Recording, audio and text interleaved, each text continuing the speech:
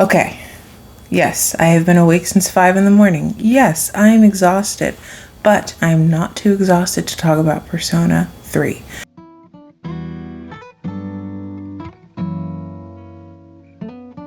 So, as I'm recording this, Persona 3 Reload has not come out yet, but I'm very excited. That was one of my favorite games in the whole world. I have, well, no, we'll get to that.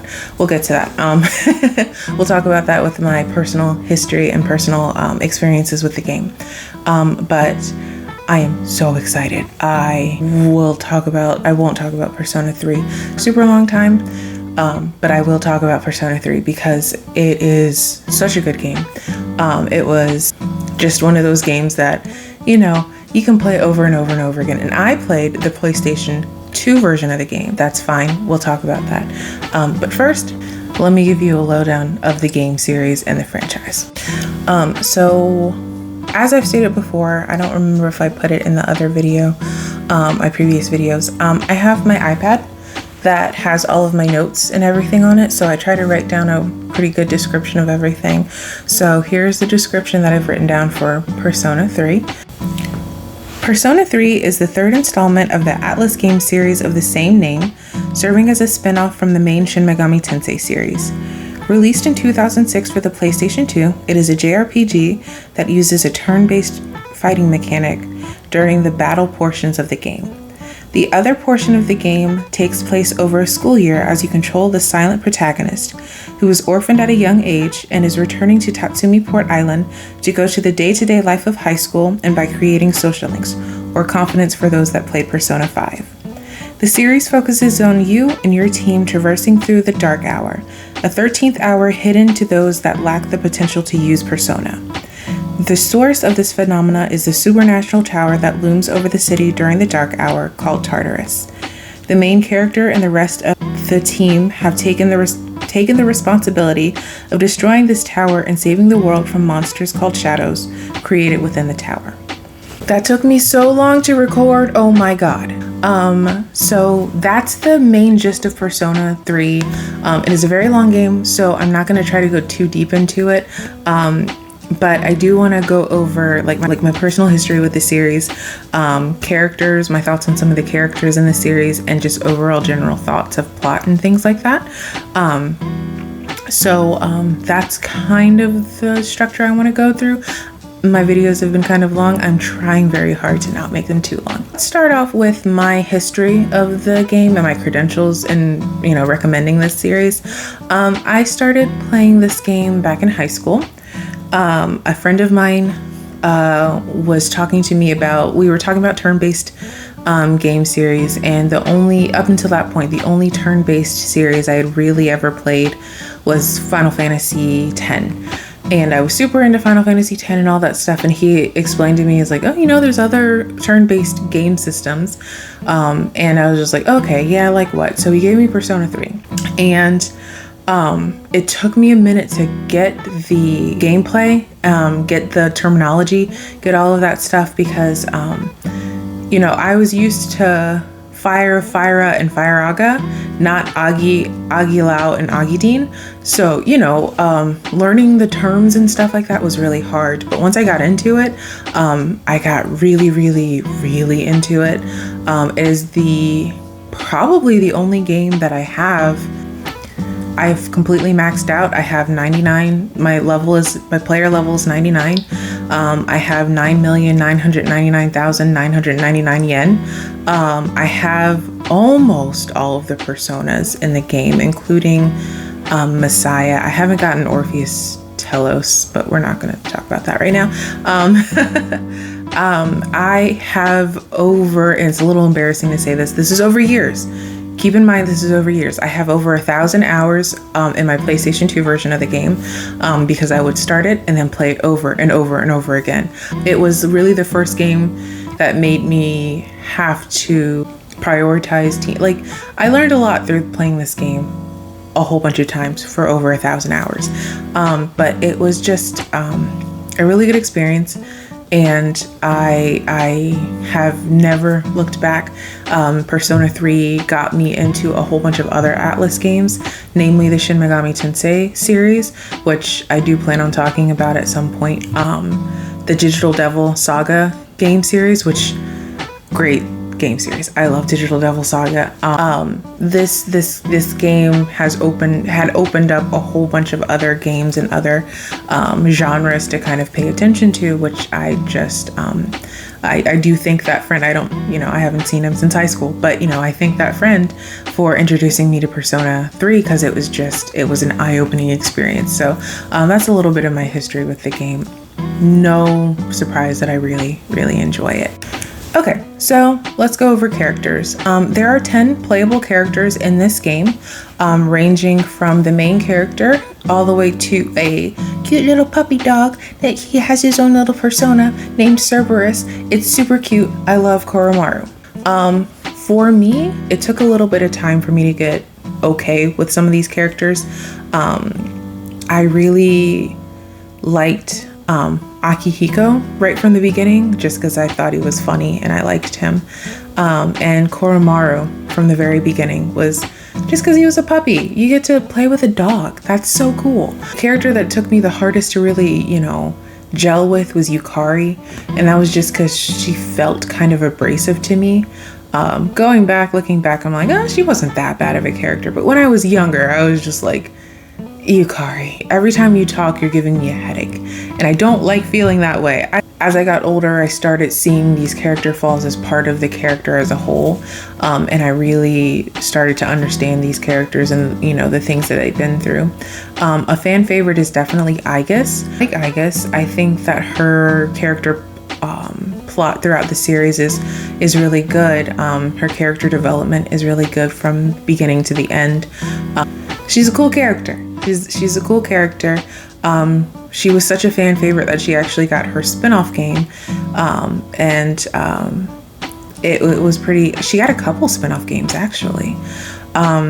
There was one game that was called The Answer that was released with Persona 3 Festival. That was like, the Persona 4 Golden or Persona 5 Royal. With Persona 3 Festival, they introduced a side game called The Answer, so you'd follow Aigis and the group for a little bit further to kind of bring a complete ending to Persona 3.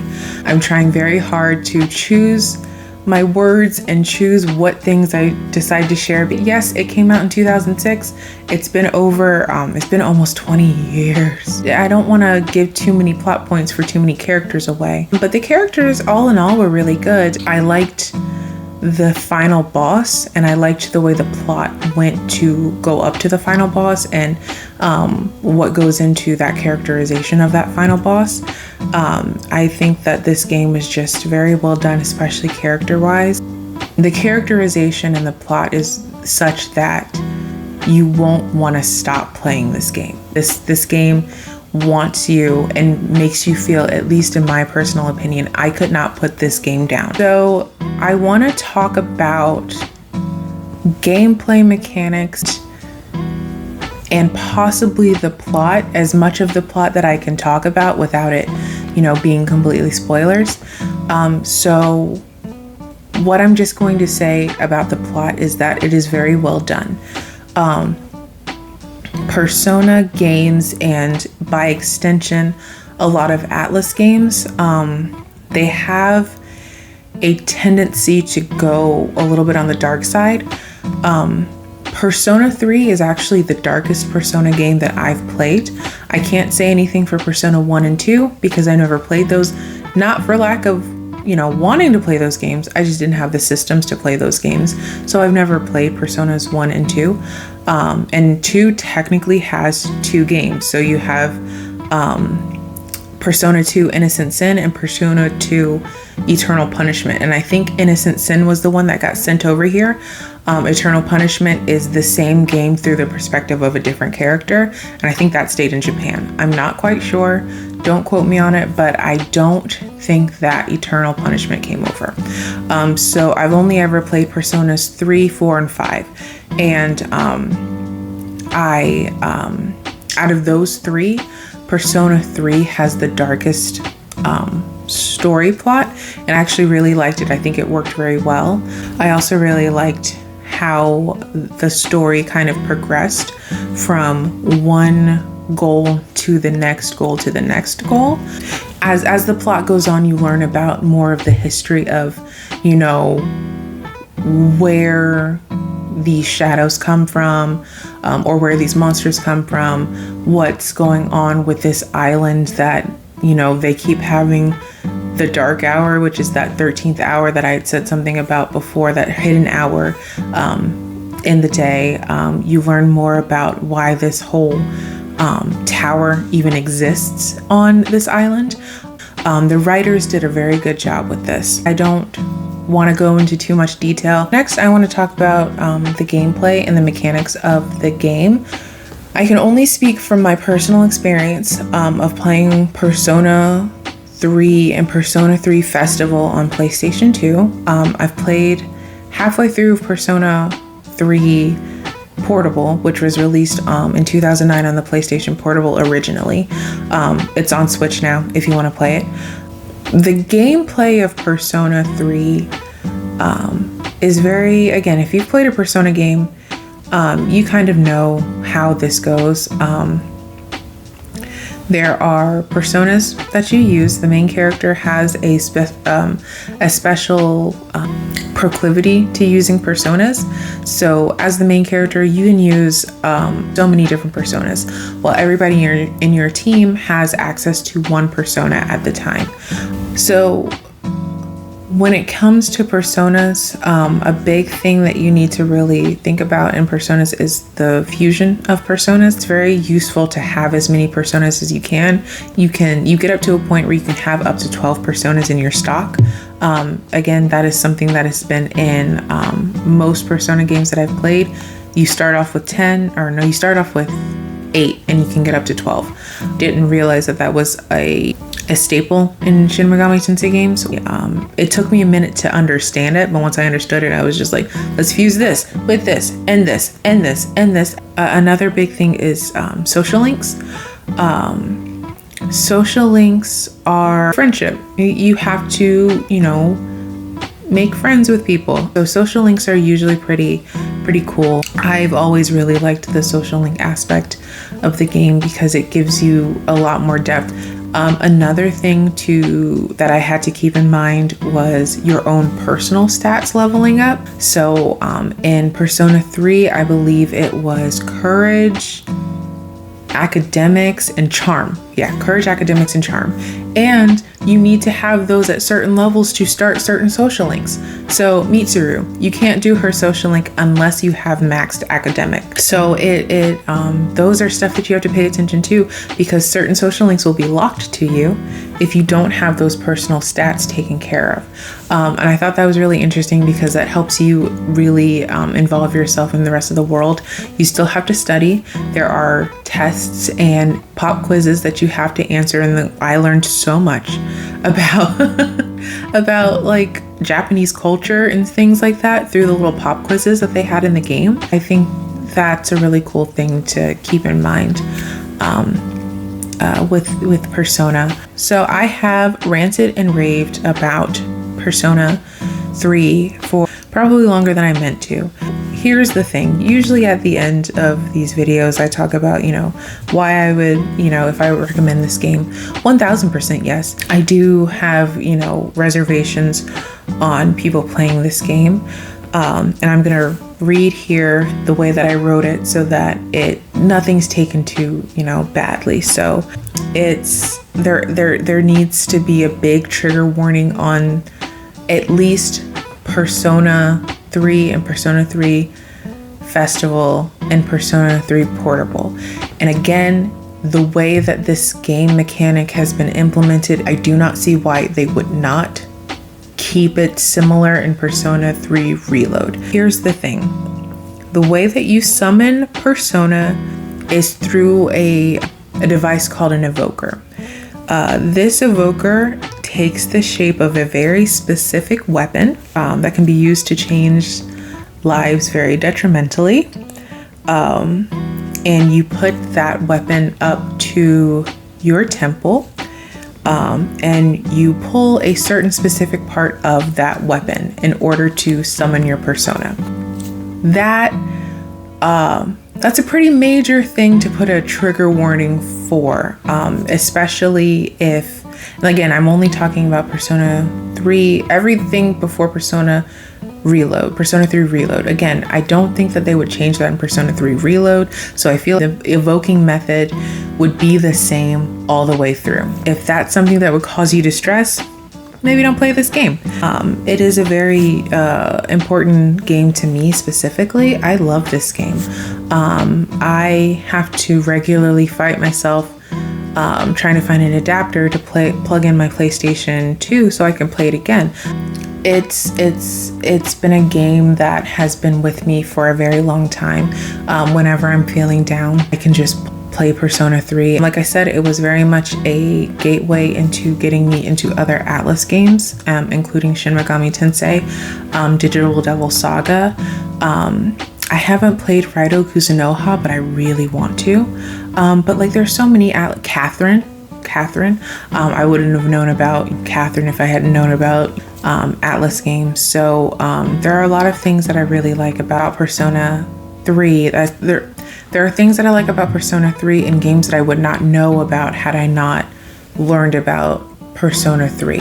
And I'll always be thankful to being able to learn about these games and kind of broaden my horizons with Persona 3. So I highly recommend it. I think it is a fun game, but there is, like I said, that major trigger warning. But I think with that, I have talked about Persona 3 for long enough. If you would like to play it, there are multiple ways to play it. If you decide to play Persona 3 Portable, you can choose between a male or female main character, and that changes the social links that you have access to in the game. Some of the social links give me pause. It's still a fun experience to have. Yeah, I think I've talked about Persona 3 for long enough. I think I'll do Persona 4 next. Hopefully I'll have the time to do Persona 4. It might be a change of scenery. Again, I'm still trying to figure out how to do all of this. I still want to talk about Persona 4 and Persona 5 and Catherine, and I'll probably, use that as a segue into other series. I don't know how everything's gonna work, but I'm having fun doing this. So thanks for watching. If you'd like to subscribe, go ahead and feel free to do that. If you'd like to comment, go ahead and feel free to do that.